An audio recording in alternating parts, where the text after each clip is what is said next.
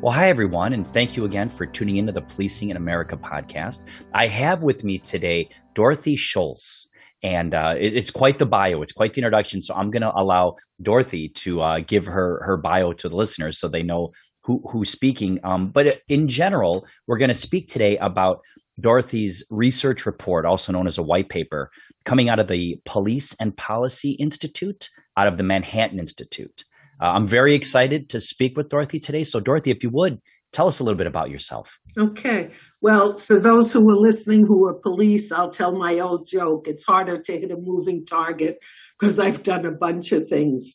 I started as a journalist. I wound up in law enforcement. I was a captain at Metro-North Commuter Railroad Police, including as CO at Grand Central Terminal. After getting my doctorate, I taught for a little over 20 years at John Jay College of Criminal Justice. I did a lot of consulting for FTA and transit agencies on transit security and policing. And right now, although I hope to be retired, I have the pleasure of doing a lot of work as an adjunct fellow with the Manhattan Institute. So I guess I really am a moving target.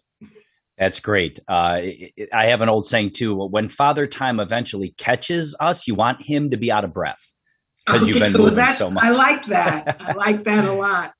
Yeah, so that's kind of how I look at it. So keep going, make him tired as he catches you. So we do a lot of topics on the show, and this one caught my eye because I've heard about this, but I didn't know much about it. So your white paper, your research report talks about the wandering cop. And if you would, give our listeners a little bit of a background on what this title means, that label. A wandering cop, sometimes also called a rogue cop, but I prefer wandering, is generally defined as a police officer who's either fired or leaves his or her department somewhat under a cloud and is able to get employment as a police officer somewhere else. Generally, as we'll talk about, in a smaller, poorer department than the one he or she left. Yeah, and that's why I think I don't get a lot of exposure to this because I deal with the big five mostly, which is LA, New York, Chicago, Philly, and Houston. And it does seem like there's a lot of mechanisms in play to, I guess, disincentivize that or to thwart that. But in these smaller agencies, I'm also thinking there's a variety of standards that these agencies sort of have. So what would be considered misconduct at one agency might not be misconduct at another small agency. Well, that's true. But as we know in policing, there are a lot of things that we all know are misconduct or give us pause. But one of the problems or the issues with wandering police officers is you see it. Let me say this. Most people, the little research that has been done estimates that this is really only 3, maybe 4% of all the 700,000 police officers in the country. But as we know from recent and not so recent events, 1 or 2 officers can create quite a lot of havoc. So the concern is that these officers are able, almost always within state, and we'll can talk a little bit about that, to find a department willing to take a chance hiring them. And the research or the feedback seems to be that the major reason is the cost of training. And as those of us from large departments, although at the time I was with Metro-North, it wasn't that large. It subsequently became very large.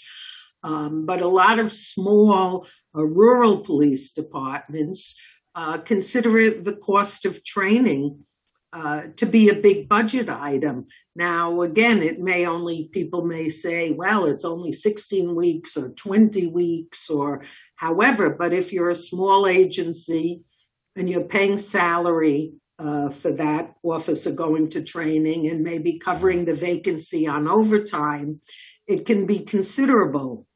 So how does cost tie in with wandering? Well, in this country, police officers are certified by their states. In California, it's the post. Most states, it's called post. Other states have similar types of names. But when a police officer is hired, even by a large department like LA doesn't self-certify police officers. They're certified by the state. Normally, certification comes when you've completed training. So in New York, when a police officer completes training, the person's name is submitted. We call it the Municipal Police Training Council. And that officer is in effect certified, which means licensed to police. And that's pretty much universal. The issue is that decertifying is not so universal, although efforts are being made now to enhance that.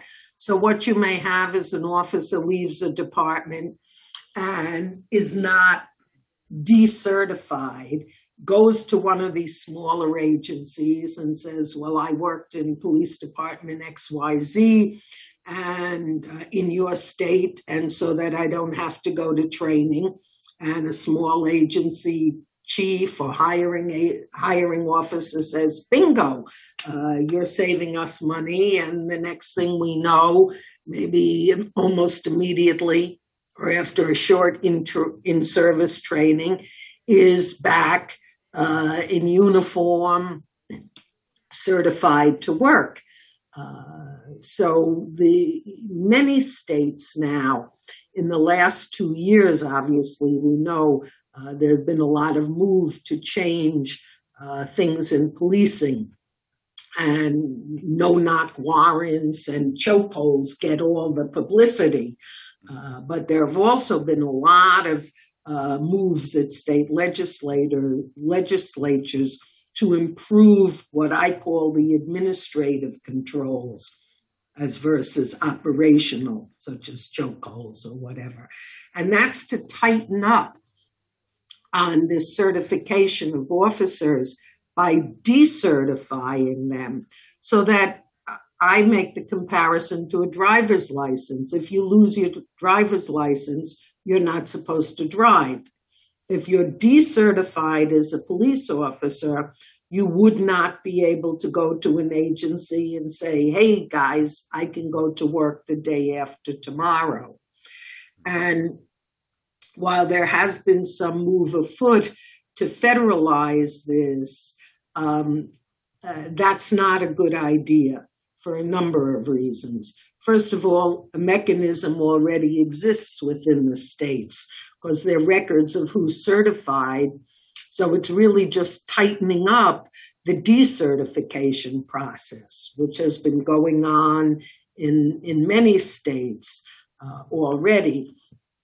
And the Training Association of Police Training Directors already maintains a decertification list. At present, it's voluntary for police departments or for posts to submit. It would seem to me it would be a lot easier to make that mandatory. And then you would have, in effect, a national list, although the problem is primarily a state problem. Because as you know, in California, most posts don't accept another state's training. Right. Even if most of the training is the same, except the penal law and VTL of the particular state, it's kind of like I compare it to the legal field. You get a law degree, but you have to pass the bar exam in pretty much every state that you want to practice in. So it's much more an intra-state problem than a problem of state boundaries, because if Post isn't going to if California Post doesn't recognize my New York training, I'm of no particular use to a small California police department. Right. Right. So, oh, that's very interesting. So, and there's more. Your research has shown that this particular wandering cop is a little more prevalent in certain states, at least initially that we know about. That's what the data is showing. Is that correct? Well, I don't want to pick on Texas because, in fact, Sure. the Texas equivalent of Post has been trying very hard to strengthen Mm, the licensing rules within the state. Thus far, has not been successful with the legislature, but I have a feeling as more and more states are doing this, that eventually they will get tighter rules. But the real issue is the number of police agencies in the state. mm, So, mhm. I think, and I don't know how many there are in California, but I think Texas has over 600 police agencies. As we know, no place is as local policing as the U.S. Yes. And of course, many of those departments are quite small. Uh, so Yes. if I were to come and say I'm trained and it's a 12-person department or a 15-person department, um, I may look good even if there are a few blemishes or questions about my background, Mm, or maybe I'm even able to hide it if it's a very small agency and the background check is fairly uh, routine or not as yeah. strengthened as it would be, for instance, at the LAPD or at a large agency. So you brought that up, and I just did a quick search. There's 509 various law enforcement agencies in California. And yeah, every one of them, well, there's going to be a lot of similarities in policies and procedures, Okay. but yeah, that's a lot of agencies to choose from, to bounce around to. Yeah. And then if they're not as stringent with checking, it could be easy to hide. Now, has there been any research on the problem officer that has been nationwide, the Walter Scott incident, for example, or the Minnesota with George Floyd and Chauvin? Do we have any data on the big ones that people tend to talk about and the genesis of those officers, like that particular, were they wandering? Like, do we even Well, track that? Derek Chauvin was not wandering. He spent his entire career with Minneapolis PD. He did Mm-hmm. apparently have quite a history, quite a discipline history, though, Mm. which raises the question of why he was a training officer. But of course, some of us in law enforcement, and I don't know how it is at the LAPD, but being a training officer in many departments is not such a prize assignment because Mm. you're responsible for somebody else and you have to write weekly reports or monthly Right. reports. Yeah. So we don't always know exactly how training officers are selected. But he was not a wandering cop. The officer whose name escapes me in Cleveland, who shot a very young, I think Tamir a 10. Rice, that incident, the Tamir Rice incident. Yes, Uh huh. he had wandered. And what was Interesting. interesting in his case, he wandered from a smaller police department to Cleveland PD. Huh. They eventually, I think when he was dismissed, um, they said it was that he lied on his application. So whether he never said he was a police officer, they also admitted that the investigation was not as complete as it could have been. But that's unusual to go from a small uh, to a larger agency. There were So also, please, oh, I'm please. sorry. No, I was going to say there were also, it's seemingly a couple of agencies that have reputations that you can go there with few Oh, questions asked. So one of the couple of the research studies have been in the St. Louis area because huh. an attorney and a sociology professor there have been very interested in this issue. So St. Louis, for instance, has the big police department, and there are Mm-hmm.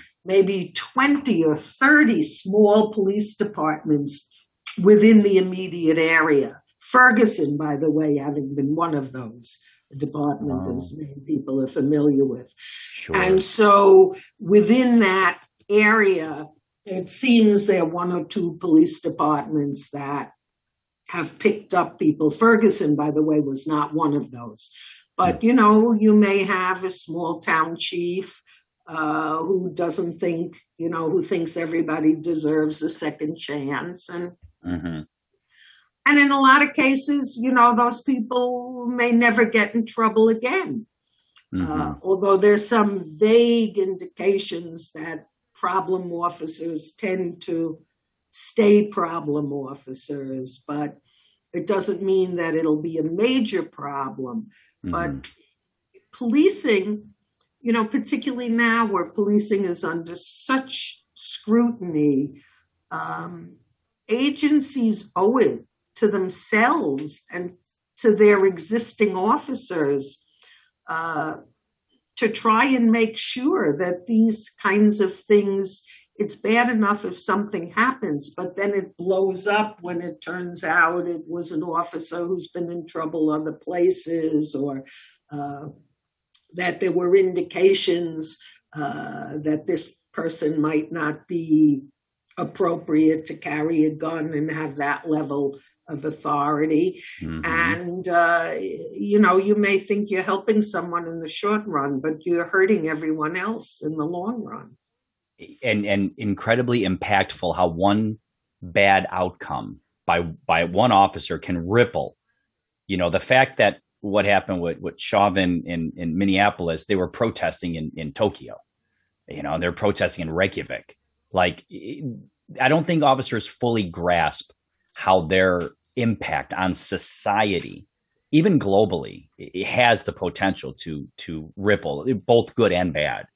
But obviously, bad being stronger than good, it has more of an impact. Unfortunately, yeah. And it's more wherever you go, there are doctors who are cited for malpractice, and there are other big fees, settlements. But Right, everyone doesn't say, oh, I'll never go to a doctor. All doctors are bad. Or it's a right. different perception. And it may be unfair to police. And let's face it, we know it is, and because we've Yeah. been there. But you also have to deal with reality. You can't just say, well, it's not fair. Hmm. Yeah. And now what? I think that's the okay. It's not fair, but what are you going to do? Yeah. So You you have to. nobody's. Please. Yeah. Well, I think that's the idea behind this idea of, that you should try and stop officers that you see doing wrong things, or report them. And we know that's going to be difficult Hmm. because it goes against the grain, not only policing, it's not the blue wall of silence, it's anywhere. If Hmm. you ask in kindergarten who was the one who threw the eraser, you're not going to have Mm. that many students say, oh, it was Johnny or Susan or whatever. I mean, there's a tendency, I think, for people not to want to be the tattletale. That's great. I've never heard that example, but it's so true because it does sound, you hear that in policing a lot. Well, you don't want to, the blue wall of silence and et cetera, but you often wonder, I have, and you have, and you illustrate that very articulately. The kid who throws the eraser, the proverbial, it's like nobody points. Like, you don't want to be that person. No, the person who points is ostracized far more than the eraser thrower. Oh, So it's so true. but I think the real thing there is to impress upon people how protecting that individual uh, can Mm, wind up hurting everyone. yeah. And we know that although police don't want to tell on people, we all know that there are also people that they don't want to work with Right. Yeah. for that Yeah. reason. And it was interesting. One of the sociologists whose study I reviewed, she acted like that. That was a huge discovery that there are people that other cops don't want to work with. Well, cops Yeah. know that from day one, and often Right. it's the type of person who maybe hasn't wandered, but has the personality who could create that kind of a situation. And people maybe don't want to tattle, but they don't want to get sucked in to doing bad things. Yeah, and you're right, because maybe they don't wander from agency to agency, but they wander from division to division within their home, their home agency, because somebody doesn't want to deal with them. And sometimes even they'll promote them just to get them out of their hair. Like, you know what? That's somebody else's problem. So now you have this problem officer who gets pushed through to these other assignments. And like you say, there's a Dr. Marks, when I talked about implicit bias, says it's so important to deal with this at the early phases, because you could deal with it when it shows up, or you could deal with it when it blows up. And the showing up is always better. Phrase. Right? Yeah. Very nice. Yeah, very succinct when he said that. And I always cite him because it's a great phrase. Now, go ahead, please. I'm going to have a few questions. No, I was going to say that's a very good idea, because what you're doing there is the person who's rotated around and everyone says, well, I've gotten rid of the problem. The thing to impress upon people is that you've gotten rid of the problem for you personally, but you haven't gotten rid of the problem for your department. And if your department has a big problem, something like Chauvin, then it's going to affect everybody. I mean, you had people. It amazed me. You had all these young kids, college kids, many of them affluent and not minority, screaming and spitting at minority police officers and telling them they're racist. I mean, it was such a juxtaposition of anything that you could imagine. It was like, look who's screaming at whom. And yeah, I guess that's an example of how you get painted by the brush of that couple of officers that you thought passing them around wasn't a big problem for you once you weren't in the patrol car with them.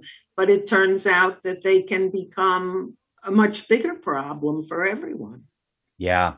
Well, and so a few things I want to pull on with that. So even internally on this department with the wandering officer, internally and externally, it seems like, and I was speaking with a friend of mine, internally, we have processes in place if you commit misconduct. But if you fail to perform at an adequate level, there really is no mechanism for that. And so the old adage of something akin to this, no cop ever gets in trouble for doing too little, right? They get in trouble for doing too much. And so then you start to breed like what we're seeing across the country, are officers doing the, pulling back or getting away from proactive policing or those things. Do you see that's almost like a microcosm of the wanderer that says, I'm going to pull back and I'm not getting in trouble. I'm too close to retirement, or the city doesn't like me, or the citizens. Do you have any insight on that? I think everyone in policing knows that the way to stay out of trouble is to do nothing. And the truth is that in many, many assignments, it's very easy to do nothing. And it's also very hard to deal with officers who do nothing, because you immediately raise the specter of quotas. In fact, right now, where we're going with, I guess some people call it depolicing. At one point, it was called the Ferguson effect. Or I just read an article. I wish I remember where, that some politician, and that's the other thing we can talk about, all these people who are experts in policing who know absolutely zero, saying that, well, one way to deal with the police officers leaving and the increasing crime is to force some police officers who do nothing, to force them to do more. Right. Then you're getting into quotas, or it's not a quota for, it's a quota against. But it's very difficult to force productivity. Hmm. More attention, I think, historically is paid to the officers who do too much because they can cause problems. The truth is, the officer who does nothing causes no problems for anybody. Right. And thus causes no benefits for anyone as well. But Right. it is interesting because then how do you measure the one officer who maybe gets the gun off the street or makes the arrest, but does so in a way that maybe it's in the gray. They didn't plant the gun, but maybe it's in the gray. But the officer who doesn't do that, but is engaging with the citizenry or who was present in their area. And so no crime happened in that area. But the officer who doesn't bring in, the perp or the felon or the suspect, they get sort of ostracized. Well, what are you doing out there? And because you can't measure the non-events, you can't quantify these things. Exactly. But those citizens feel good that Officer X is out here and engaging with them. But internally, that culture of, well, you're not being productive. Like, do you feel we have to this is where I think there is something about tear it down. We can tear down a little bit of the internal ideals of what a good cop is.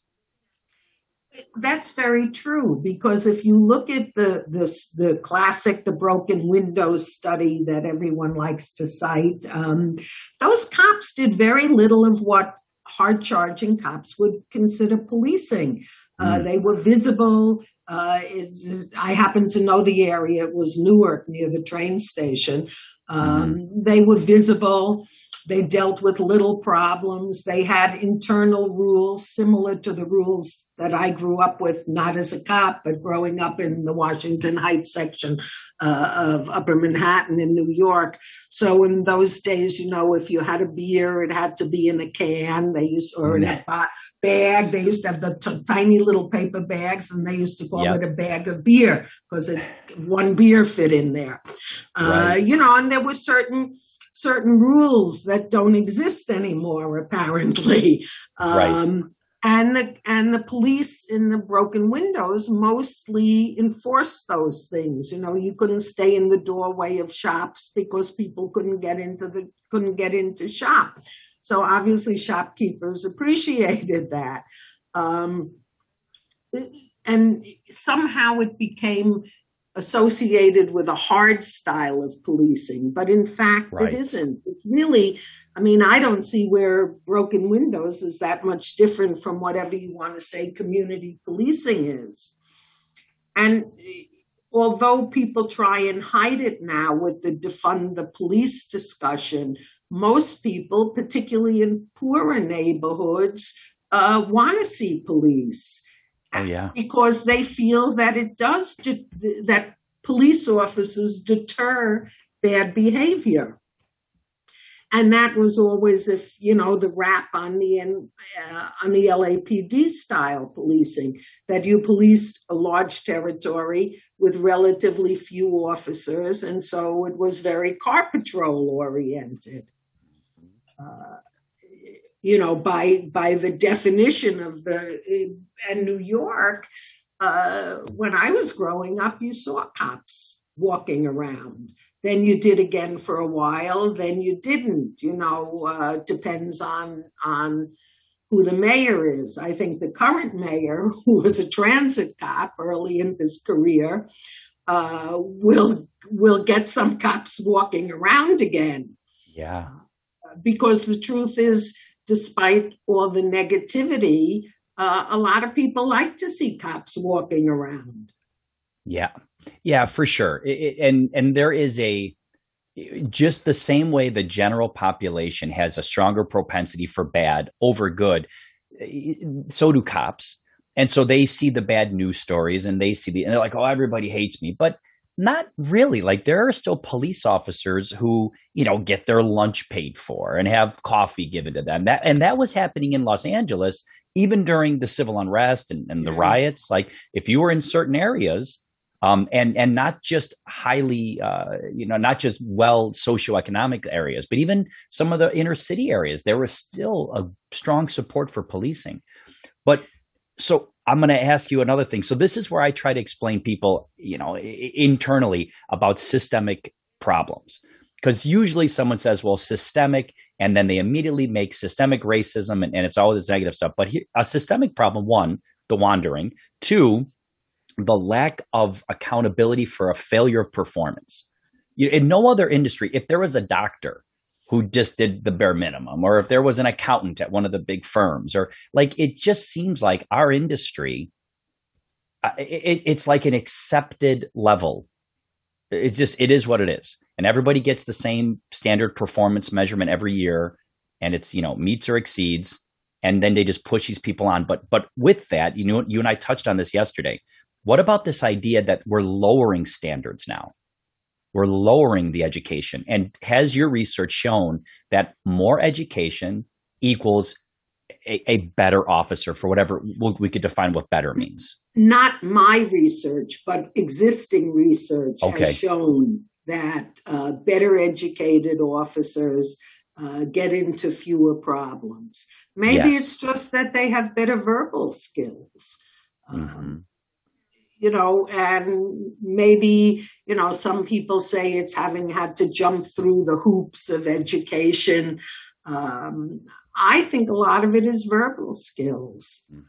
Just being exposed to more people, having to talk. Just being exposed to more people. And I know this is where people talk about the racial or ethnic diversity. That may be helpful, but it's just being exposed to more people overall.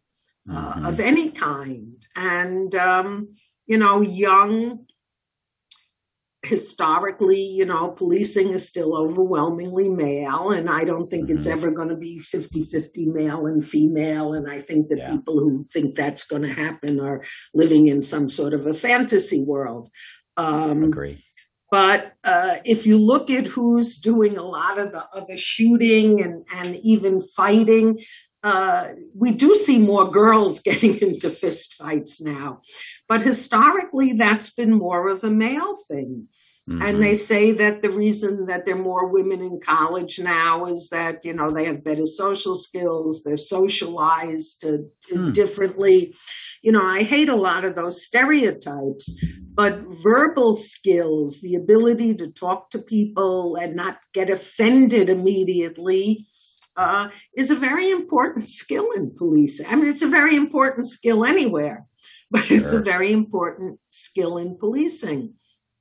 And I think something else you touched on, in a lot of cases where the non-producers are sanctioned, it's because bringing in money is involved. And I think it's not only policing. I suspect that in a lot of civil service environments, if you do nothing, it's like, oh, good, you're not causing any trouble. Wow. So I suspect it may not be only in policing. Yeah, that's it. Because in that instance, you are measuring the non-event. Like, you're doing nothing, but you're not giving me problems. And that for the civil service environment is good enough. They're measuring the lack of productivity with the lack of issues. And you're not costing anybody really any money. You're not getting into any expensive lawsuits or whatever. I mean, one of the things we see is that if you're going to have all these databases, which I'm not in favor of, the Senate wants everything. Every time you walk across the street, it'll go in a database of some sort, a police database. But we also know that certain kinds of assignments are more likely to result in complaints. And so you have to look at not only the number of complaints, but where they come from, the type of assignment. And, the hard chargers are encouraged to go into those assignments because, you need hard chargers. But how hard is too hard? Yeah.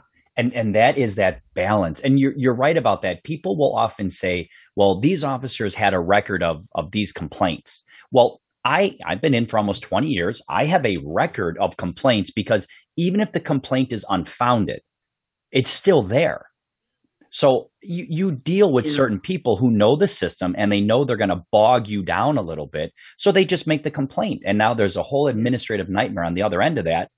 and I have to go through interviews, and it's going to be unfounded. We have body worn video, there's cameras, there's witnesses, but it doesn't matter because it just bogs the system down.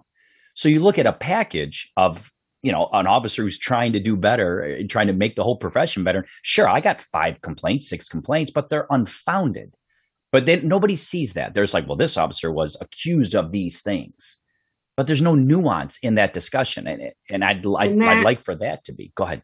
That's the problem. The broader the collection of information, the less nuance there are, or there will be. So obviously, if you're in the training division, you're going to have a lot fewer complaints than somebody who's in gun interdiction or doing street level narcotics. And it's amazing how many people. Well, this is the larger argument. Everybody thinks that he or she is an expert in policing. I mean, I would never think to go into a hospital and tell them how they should set up their hospital. But everybody in the world thinks they know how to tell police departments how to set up their police departments. Dorothy, what is that? Where does that come from, in your opinion? And this is why I think it ties in with lowering the standards. First of all, everybody watches too much television. They see all those cop shows. But I think police suffer that they're the least educated part of the criminal justice system. And so people think that if you have only a high school diploma or a GED or maybe even an A, well, we know more than you do. What can you really know? And I think that the knowledge that police officers carry is disdained. It's like, oh, well, what do you know? I think there's just, a couple of cases with stop and frisk, which of course is become so controversial. But, you can look at somebody and have a sense they may be carrying a gun. You can tell by the way they walk, by the way they're hiking up their pants because they have no holster. Whenever I go out anywhere with people, I'm constantly, there's a psycho, and I know now you're supposed to say an emotionally disturbed person. But these are things that you learn in the course of doing this kind of work. And it's not held in any kind of regard. It's like, what do you know? We can tell you, you only search that person because it's a young minority male, not because you notice that the person is walking in a way that it's highly likely that he's hiding a firearm. And that's just dismissed. But other people in other fields, I think their learning or the knowledge they acquire from working is held in higher regard. Absolutely. And you touched on so many things, but I'm going to pull on one of them. We have a civilian oversight, a police commission. So everybody, they're in charge of the chief of police. And what amazes me is their lack of understanding even about statistical analysis. So they'll see a disparate impact or a disparity in the data, and they immediately look at correlations as causation, the basic statistical analysis that you're taught not to do. And you see, well, there's a disparate impact on minority citizens, as if to say every citizen has the exact same likelihood of getting pulled over.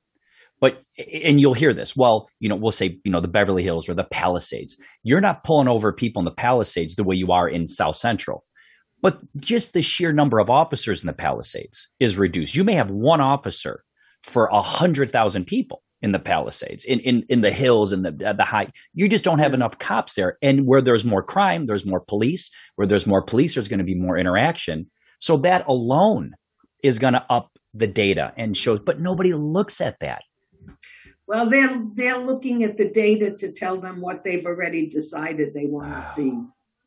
Yeah. And I mean, I realize some people may be critical of me for saying that, but you see the same thing. And, I've been doing a lot of work, obviously, in transit, and a lot of agencies have cut back on their enforcement because of fare evasion, which is also prejudicial. And, they all look at Hmm.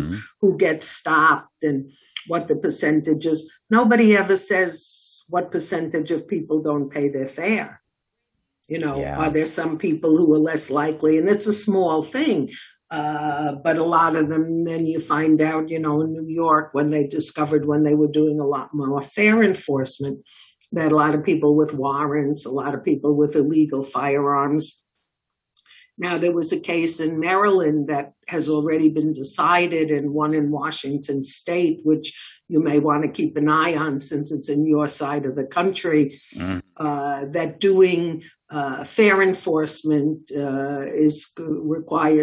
it comes under the Fourth Amendment. If you ask people, it's an illegal search to ask Mm. people to show that they paid the fare. Now, Interesting. I mean, Washington hasn't decided yet the case at the state appeals level, but if you can't stop anybody for anything, then you Hmm. can't prevent anything from happening. Hmm. And it's not just crime. I was talking to a friend the other day, and you go into a restaurant now or a supermarket, and people have their dogs everywhere. Once upon Yeah. a time, you didn't take your dog to walk with you in the supermarket. What Right. happened that became permissible? And that's not a police issue. Hopefully, the store manager isn't going to call a cop over that. Yeah. But how does everything devolve so that everything becomes acceptable? Yeah.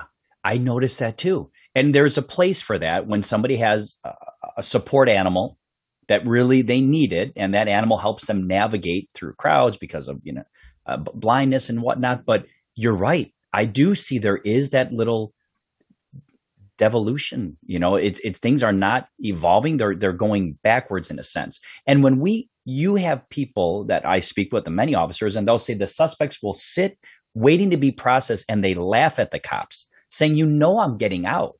Like they're so emboldened. Like they used to be a time when people would sit on that bench and their head would be down and they're like, what did I do? How do I find myself here? Now they're laughing and talking and they think it's just an exercise in futility. Well, in many cases, it is in the cities with the progressive prosecutors. I mean, we used to Hmm. say 30, I'm going to show my age now. I mean, we used to say 30 years ago that the perp, you're not supposed to say that, I guess, either. I'm really dating myself, Hmm. was going to be out before the cop finished the paperwork, Right. particularly if you gave, I mean, what we used to call it, they call it a desk appearance ticket. The cops used to call it a desk disappearance ticket because hardly anybody ever showed up. But, in a place like the terminal, since they were regulars, it didn't really matter because 30 days later, they'll now have a warrant. But basically, there was some sense that either your behavior was wrong or that you would somehow be sanctioned for it. And I don't Hmm. know that either of those emotions exist anymore. Yeah. Yeah. I wholeheartedly agree. So if I'm circling back to the wand, because we're trying to Yeah. solve one problem we're triaging at this point, all the different things. So with the wandering cops, and I like in your report, it says, while this may be a small cohort of people, the damage they do and the reputation to law enforcement at large is significant. So when we say better record keeping, should the federal government get more involved in this since it is a not as state? How far would you as Not go as ahead? far as I'm concerned. Okay. I think this should be handled at the state level Okay. because a mechanism already exists through the Hmm. posts, and they're much better able to keep tabs on this. If officers are not just listed as fired, but actually decertified, which Hmm. means you no longer have a license to police. And if every department, even if it's 4 people, has to call, let's say, California, I'll use Post because your Post is very well known. Hmm. Uh, if every agency is required to call Post and say, is Jane Doe or Joe Doe, I don't want to be sexist in any way here, Hmm. listed as having been certified previously and now decertified. And someone says, oh, yes, Officer Jones was decertified. Well, then you have no benefit to hire that person. And so Yeah. most likely you wouldn't hire that person because why would you hire someone who's already been in trouble and have to pay to send them through the police academy and everything, and then possibly be told by the state that even if the person goes to the academy, we know why this person was decertified and we're not going to certify. We won't be recertified. So that's a very doable kind of thing. The other thing is you also need not to go too far from this local or state level, because one of the things we know is a lot of officers who are fired get their jobs back. Yeah. And then you have to deal with, um, is it required that they be recertified? Are there Mm. certain things that you can say you can withhold their license indefinitely or forever? So, I mean, and these things are constantly ongoing. Yeah. Uh, and to have this done to set up a federal mechanism, it's always the Department of Justice. I mean, let's be honest. A lot of people think federal policing is so high quality. Uh, Hmm. they're not able to control their own problems. Sure. You know, Yeah. they don't know who polices for them. And we saw with the Capitol Police, not in any Yeah. way endorsing what happened on January 6th. But what it did show is some of the problems of the Capitol Police. Yeah. And the federal law enforcement is not just the big 3 agencies. There are about Hmm. 70 law enforcement agencies. And a lot of them are no more professional than the little police departments that we're talking about. So I don't know why giving them the authority, to me, makes no sense whatsoever. So utilize the existing structures and mechanisms in place. And That would be, to me, the most sensible way to do it.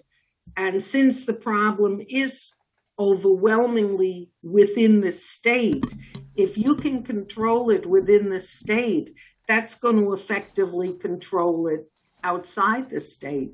Because even, let's say somebody applies to LAPD and says, I was a cop in Utah. mhm. Well, you could contact Utah directly, but if there's a collection, run within this, you can find out all of this Yeah. information. Why do you have to? Uh, States can talk to each other or share information. They don't have to go through Big Daddy Bureaucratic. to find out Yes.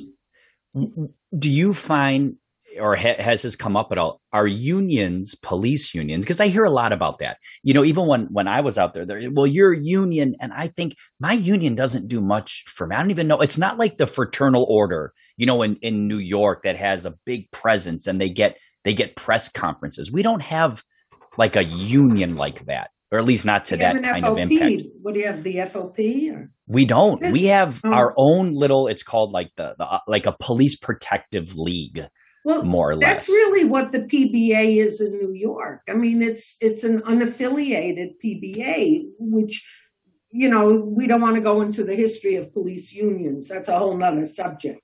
Um, but generally, most people only know who their union is if they have a problem, and Yes. the unions support or defend people who have problems. Well, that's their job. That's why you're paying your dues not only to get health care, but also with the sense that if you have a problem, they defend you. It's very rare for a PBA or an FOP or to say we're not going to legally represent somebody. Right. So they're by contract, they have an obligation to take something to appeal. Officers, I'm sure it's the same in California and New York. I think it's in Article 75 or 78. You have various civil service protections you can appeal. You can appeal even like a defendant. If you're found guilty, you can. And then the issue becomes, if an officer who has been fired and decertified wins at an appeal, what happens next? There are many cases. There was a recent one in Atlanta. One of the cops who was involved in that shooting of the guy in the fast food restaurant there. Yes. Yeah. I think won his appeal. And then what does the department do? Do you put the person back to work? In New York, there were people who were put back to work, but not given a firearm, given desk duty or some make work, literally for years. Wow. I'm sure you could find a few in LA if you really look too. What do you do with those people? Yeah. Some of them probably will never be recertified. If you strengthen the certification, then the issue even becomes, do they have a right to sue the state certifying agency? Right. There are a lot of issues. Whenever you tighten up on things, there are always new questions that arise. But that doesn't mean you shouldn't try and tighten up. And that's what I was going to say, that in your perspective, it's worth it.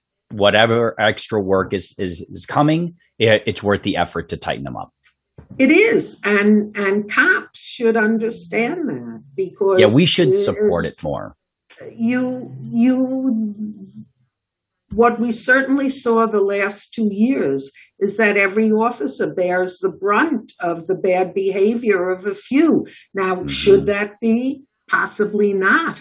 But police are retiring and leaving their departments in droves. You can't tell anyone that that's not related to the vilification of the last 2 years. So, it can literally cost you not wanting to stay in your own career. Right.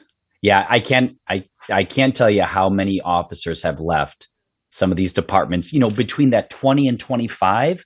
And the young officers now, we hear something we never heard before, which is just get to 20, because that's the minimum terms of service you can get for your pension. Right. And it was never that case. It was always, because 25, you get the deferred retirement plan, and there's extra financial incentives to stay. And most of the young people are like, get to 20 and get out. And I think a lot of people will leave before their pensions even vest. That's the other thing, that they're still young enough to start other careers. And I hear, from what I read and hear, that the generations behind us change jobs more often anyway.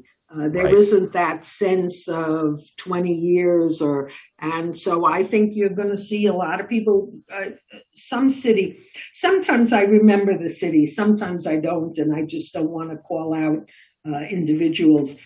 But one city is now saying that if police officers don't stay at least 10 years, they want them to refund the cost of the academy. Yeah, they tried that. Important in two ways. First, it shows that the cost of the academy is an important factor, which encourages wandering.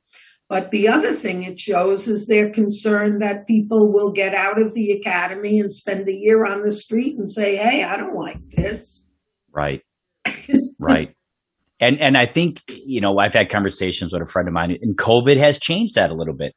Some people that felt locked in have said, you know what, I will try something else. and the economy has plenty of jobs.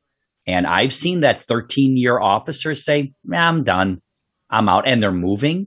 They're leaving states that are more expensive for cheaper states. There's a huge influx in Nevada and Arizona. And all of a sudden, these secondary cities are becoming, they're starting to get rush hour traffic now. Yeah. Right?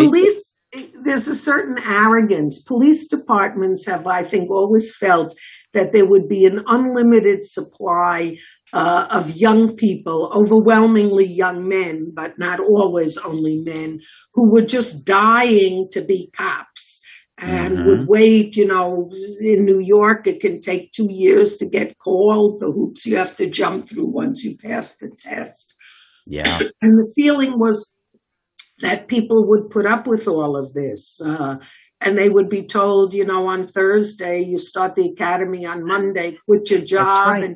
And, the police departments have to learn that that's not the case anymore.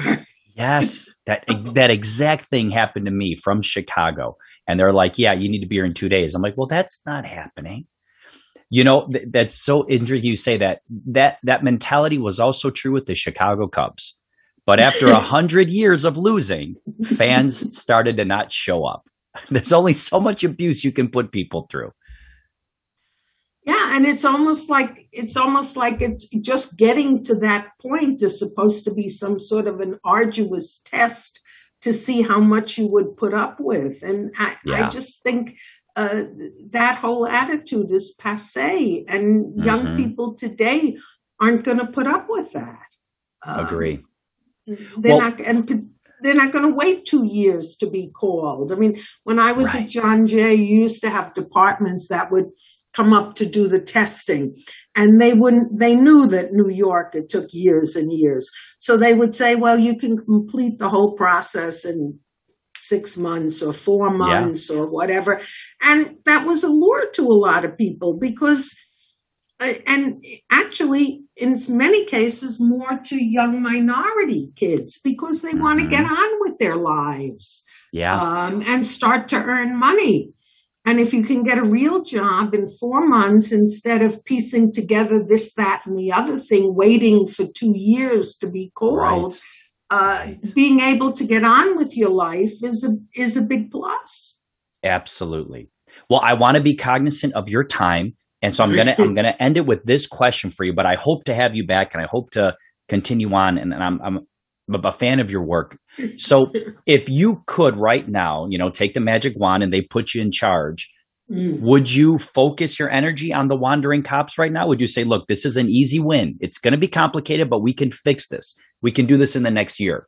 Is that what you'd want to focus on? I would, because you have the police groups are in favor of this. The IACP has spoken in favor of it. And I think the states, let's say like TCOL in Texas, where they've had trouble getting the legislature to go along with this, you could say, look, police groups are behind this. We want you to help us get rid of people who are causing problems or potential problems. And it's not that difficult, really, to do. I mean, many, many states have tightened up in the last 2 years. And the end thing is, of course, where the money will come from. And I would like to see some of that ERA money used for that.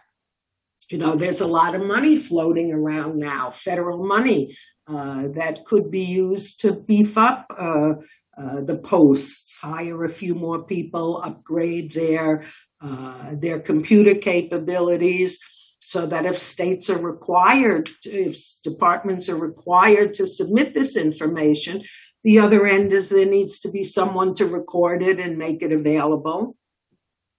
And that to me would be an excellent use of hiring people or upgrading computer facilities. And it may only be 3% of the people, but they cause more than 3% of the problems. And as you said, it's an easy win.